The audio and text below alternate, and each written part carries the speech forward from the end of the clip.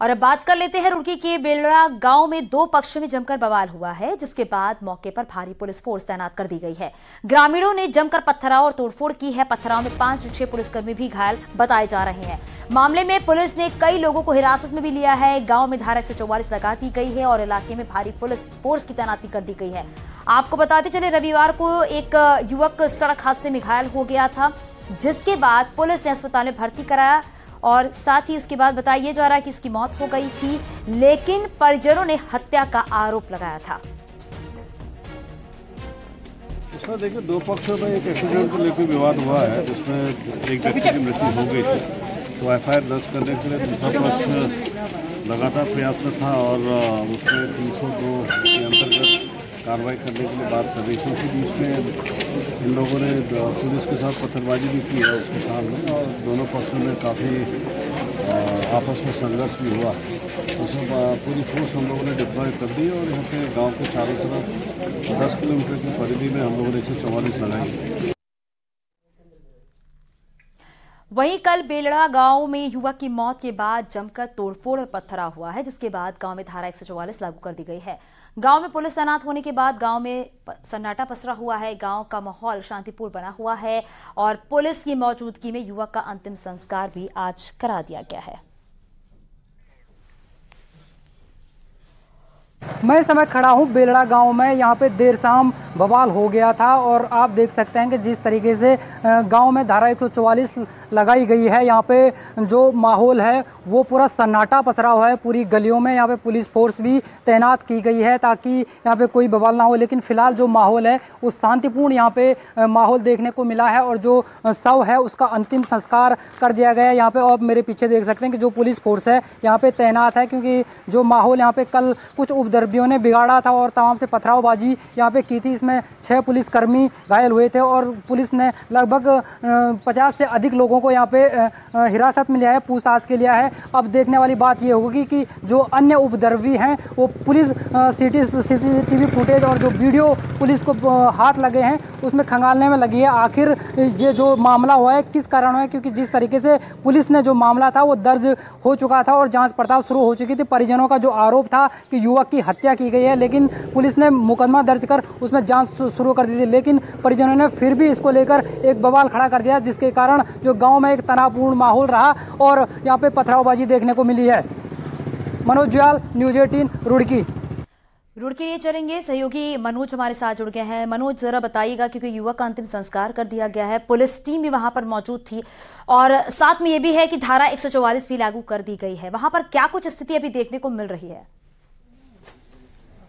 जी, मैं अभी बेलड़ा गांव में खड़ा हूं और आप मेरे पीछे देख सकते हैं यहाँ पे पुलिस फोर्स मौजूद है और धारा 144 यहाँ पे लगाई गई है। और जो युवक का शव था उसको आज सुबह परिजनों के सपुर्द किया गया और पुलिस की निगरानी में उसका अंतिम संस्कार कर लिया गया। धारा 144 यहाँ पे लागू है, लेकिन धारा 144 लागू के बाद यहाँ पे जो माहौल है वो सन्नाटा पसरा हुआ है पूरे गाँव में, और जिसको लेकर भारी पुलिस फोर्स यहाँ पे तैनात की गई है। और देख सकते हैं आप जो गली है यहाँ पे पूरी तरह से सन्नाटा पसरा है। कोई भी व्यक्ति, कोई भी आपको यहाँ पे बाहर नहीं दिखाई दे रहा होगा, सिर्फ पुलिस ही इस गांव में तैनात की गई है। लेकिन अब पुलिस जो सीसीटीवी फुटेज है और जो वीडियो है उसके आधार पर जांच पड़ताल कर रही है कि किस तरीके से ये मामला आया था और क्या इसमें और जो उपद्रवी हैं वो हो सकते हैं, उसको लेकर तमाम चीज यहाँ पे पुलिस जानकारी जुटा रही है। लेकिन फिलहाल जो माहौल है यहाँ पे शांतिपूर्ण बना हुआ है और भारी पुलिस फोर्स यहाँ पे तैनात की गई है। जी ठीक है, शुक्रिया इस जानकारी के लिए।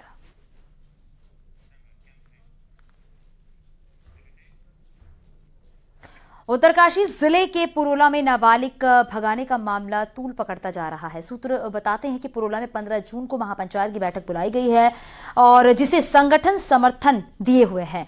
हालांकि बैठक कहां होगी यह भी गुप्त रखा गया है। वहीं उपजे विवाद को शांत कराने को लेकर सोमवार को डीएम और एसपी पुरोला पहुंचे। स्थानीय लोगों और जनप्रतिनिधियों के साथ क्षेत्र में आपसी सौहार्द और शांति बनाए रखने पर चर्चा हुई है। बैठक में अधिकारियों ने समुदाय विशेष के लोगों को दुकानें खोलने अपील करते हुए सुरक्षा देने का भरोसा दिलाया है।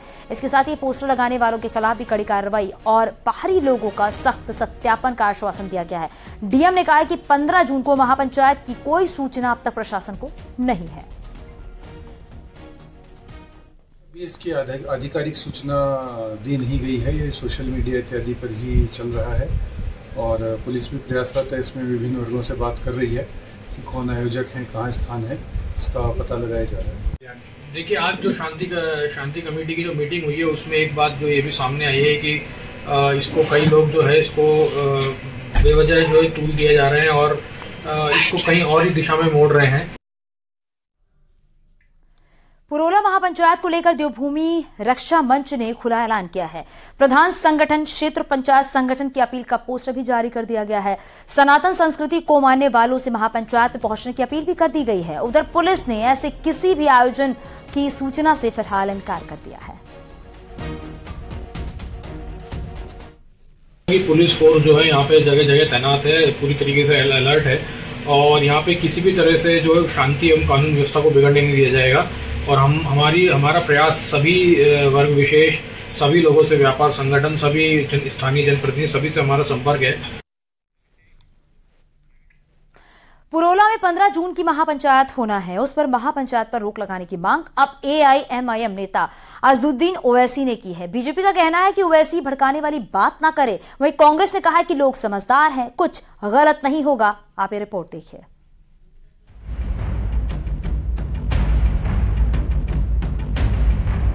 मुस्लिम समुदाय के कारोबारी एक एक करके पुरोला से दुकानें खाली कर रहे हैं। लोकल लोगों ने 15 जून तक दुकानें खाली करने और पुरोला छोड़ने का अल्टीमेटम दिया है और जून 15 को ही पुरोला में महापंचायत होनी है। पुरोला में होने वाली महापंचायत पर अब पूरे देश की नजर है कि आखिर 26 मई को नाबालिग हिंदू लड़की को भगाने की कोशिश वाला मामला आगे क्या रंग लेता है।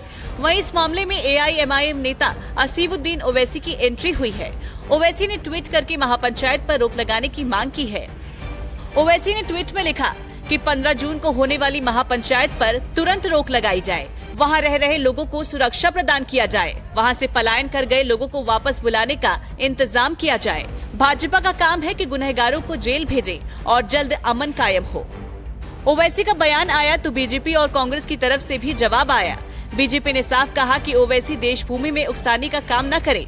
वहीं कांग्रेस ने कहा कि महापंचायत करने वाले लोग समझदार हैं, इसलिए कुछ ऐसा नहीं होगा कि माहौल खराब हो। देखिए, कुल मिलाकर के जो ओबीसी जी का बयान आते रहता है और पूरा देश उसको देखता है, ओबीसी भड़काने का काम करता है। कुल मिलाकर के जिस तरह से उन्होंने कहा है कि आप दंडित एक ही पक्ष को करेंगे, वो उनको सोच समझ करके कहना चाहिए। मैं समझता हूँ कि वहाँ के लोग समझदार हैं, हर चीज को जानते हैं और अगर वो कोई महापंचायत भी करते हैं तो मैं समझता हूँ कि ऐसा कोई वो निर्णय नहीं लेंगे जिससे जो है कोई असुविधा हो। अब ये सब चीजें देखने का काम तो प्रशासन का है। ओवैसी पुरोला में महापंचायत नहीं चाहते, लेकिन पुरोला में 40 साल तक दुकानें चलाने वाले शकील अहमद को इसमें वोट पॉलिटिक्स नजर आती है। शकील अहमद के मुताबिक ओवैसी को उत्तराखंड से कोई लेना देना नहीं है। ऐसा है जी, सभी लोग अपनी अपनी रोटियां सेकते हैं, सबने अपने वोट इकट्ठे करने हैं।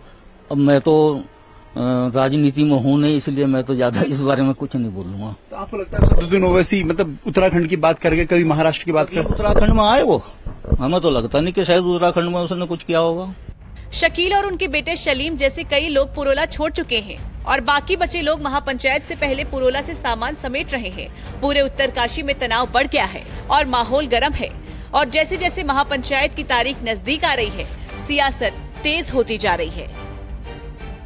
न्यूज़ 18 के लिए देहरादून से दीपांकर भट्ट की रिपोर्ट। देहरादून की जोईवाला में लव जिहाद के मामले में आरोपी आसिफ मिनान के खिलाफ धर्मांतरण कानून के तहत मुकदमा दर्ज कर लिया गया है और मामले को लेकर कल देर शाम हिंदूवादी संगठनों की भी मीटिंग हुई है। बुधवार को जॉली ग्रांड में महापंचायत बुलाई गई। वहीं लगातार आ रहे लव जिहाद के मामले प्रशासन के लिए चुनौती बना हुआ है।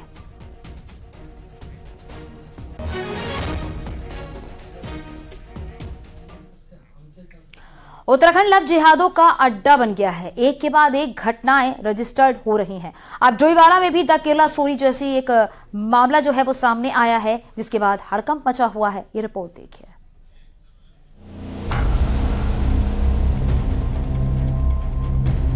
द केरला स्टोरी में जिस तरह से हिंदू लड़कियों को नशे की लत लगाकर लव जिहाद में ढकेला गया था, जॉली ग्रांट में भी ठीक उसी तरह केरला स्टोरी को रिपीट करने का प्रयास किया गया।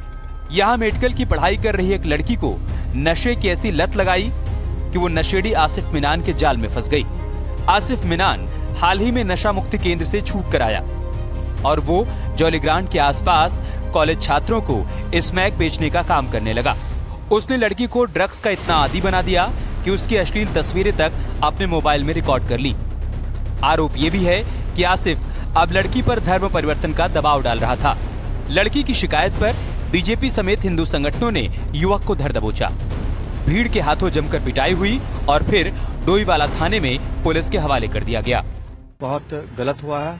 हमारा जो क्षेत्र है बहुत ही शांत क्षेत्र है, इस तरह की घटनाएं यहाँ नहीं होती हैं, लेकिन जिस तरह का देखने में आ रहा लव जिहाद के लगातार मामले हो रहे हैं, इस तरह का एक मामला ये भी सामने आया और ये लड़का एक लड़की को ब्लैकमेल कर रहा था। इसके जो मोबाइल थे उसमें इस तरह के साक्ष्य भी मिले हैं। किस तरह से हमारे हिंदू भाइयों के, हिंदुत्व की जो बहु बेटियां हैं उनको टारगेट किया जा रहा है। हमारे देवभूमि उत्तराखंड की जो बेटियां हैं उनको टारगेट किया जा रहा है। हम इसकी घोर निंदा कर। चक्राता, पुरोला, विकासनगर, चमोली, देहरादून, रामनगर और अब डोईवाला में लव जिहाद के मामले सामने आ चुके हैं। इससे हिंदूवादी संगठनों का पारा चरम पर है। देवभूमि रक्षा मंच के संस्थापक स्वामी दर्शन भारती का कहना है कि एक सुनियोजित साजिश का हिस्सा है। फिलहाल मामले में केस दर्ज कर लिया गया है और एक बड़े षड्यंत्र के तहत इस देवभूमि में लव जिहाद, बहुत बड़े षड्यंत्र के तहत लव जिहाद चलाया जा रहा है। लव जिहाद चला करके हमारी रोटी चोटी बेटी पर प्रहार करने का दुस्साहस किया जा रहा है।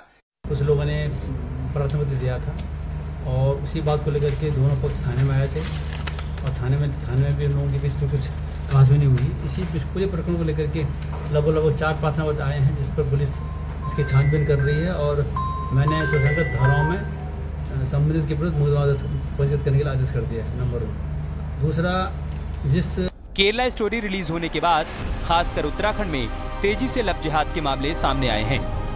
बीते महीनों में 50 से ज्यादा मामले दर्ज किए जा चुके हैं। अब लोग भी मानने लगे हैं कि स्टोरी भले ही केरल के लव जिहाद पर आधारित थी, लेकिन उत्तराखंड में भी स्क्रिप्ट लंबे समय से लिखी जा रही थी। न्यूज़ 18 के लिए सत्येंद्र बर्तवाल के साथ देहरादून से सुनील नवप्रभात की रिपोर्ट।